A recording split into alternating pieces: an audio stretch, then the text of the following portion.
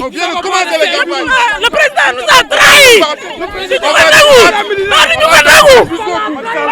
On laissera rien.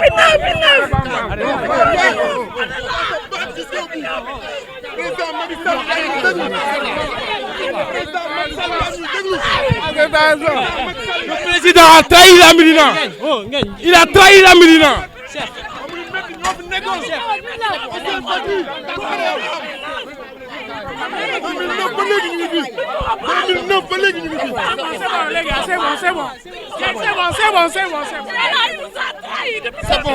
C'est bon.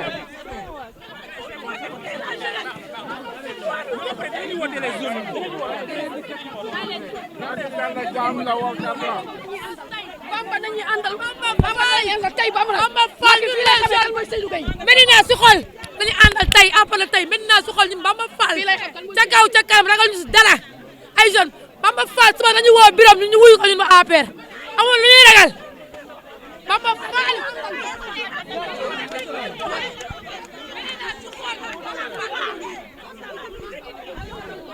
dañ ne Médina ci xol waaw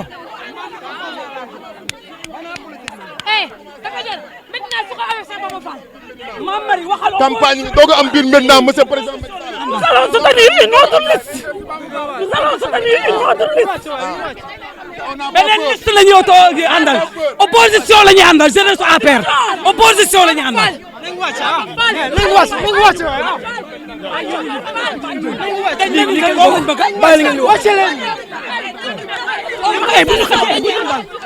bu ñu laal le président de la République nous a trahi sa propre famille duñ ko nangu depuis 2009 nous soutenons le président de la République depuis Dekkal Ngor en 2008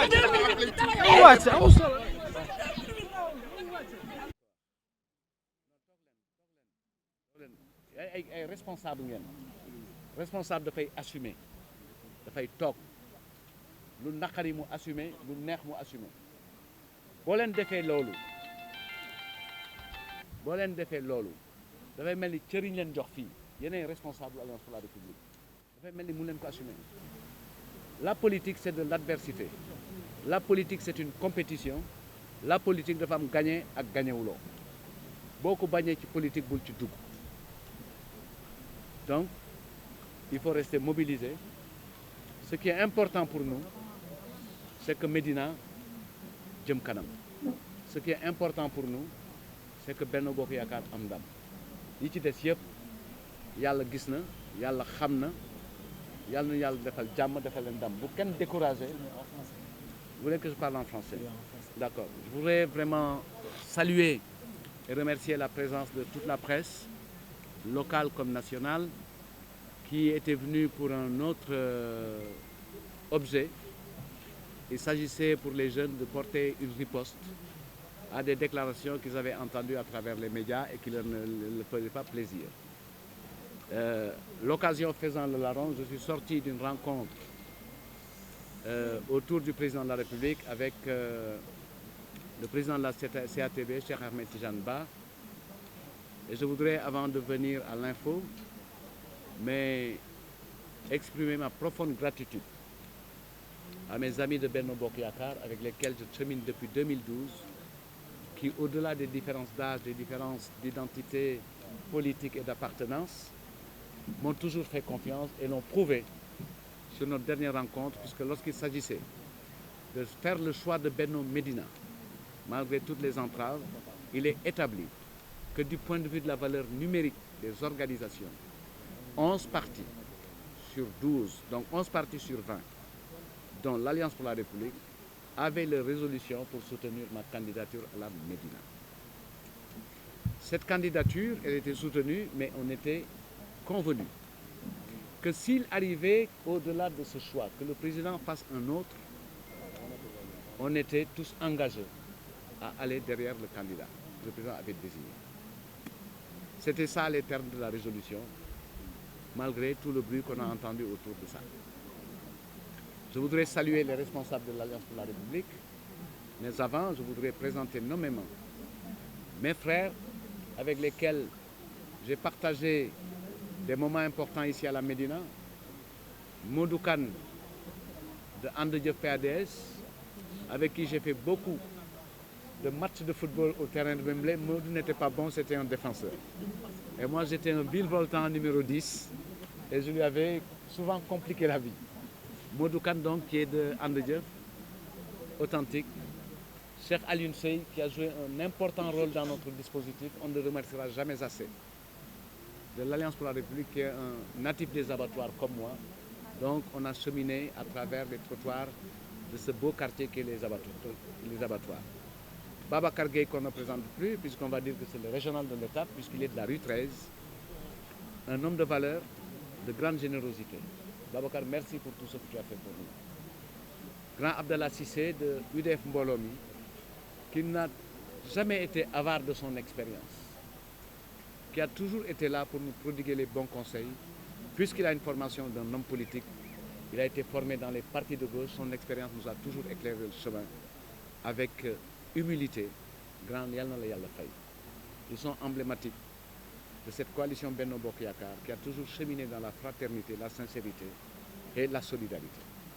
Je voudrais remercier également les populations de la Médina, jeunes, hommes, femmes, qui avaient nourri le secret souhait et le vœu, formulant des prières, répondant à mes invitations et m'exhortant toujours à continuer à remettre le métier sur l'ouvrage parce qu'ils avaient la ferme envie de me conduire et de m'accompagner à la Médina.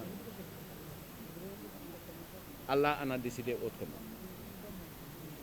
Je sors donc de cet entretien où l'information principale qui nous fait avancer, c'est que Seydou Gueye ne sera pas candidat, Seydou Gueye ne sera pas la tête de liste de Benno Bokk Yakaar Médina. Cette responsabilité échoua à Cheikh Tidiane Ba de la CATB. Donc nous ne pouvons que dire aux gens qui avaient l'ambition d'être mes compagnons à la mairie, puisqu'ils espéraient être des conseillers municipaux, que rien n'est perdu. Il leur faut être dans les listes. C'est pour ça que j'ai demandé à porter cette information en dehors de tout triomphalisme pour être dans la sérénité qui nous fait avancer.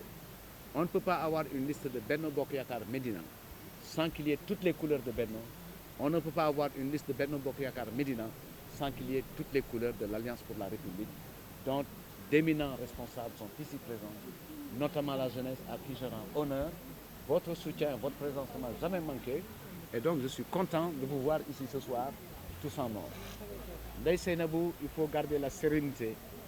Et je voudrais vraiment saluer l'engagement de l'Alliance pour la République et insister sur une chose centrale.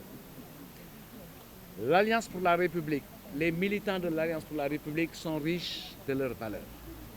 Ça, c'est notre credo et c'est comme ça que nous avons toujours travaillé.